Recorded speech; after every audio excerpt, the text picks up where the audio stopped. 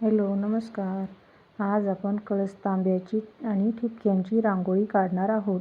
ठिपके आहेत 5 ते 5.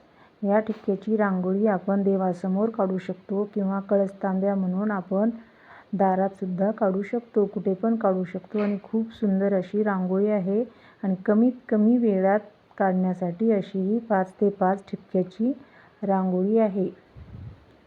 तुम्हाला जर ही रांगोळी आवडली तर लाईक, शेअर आणि सबस्क्राईब करा.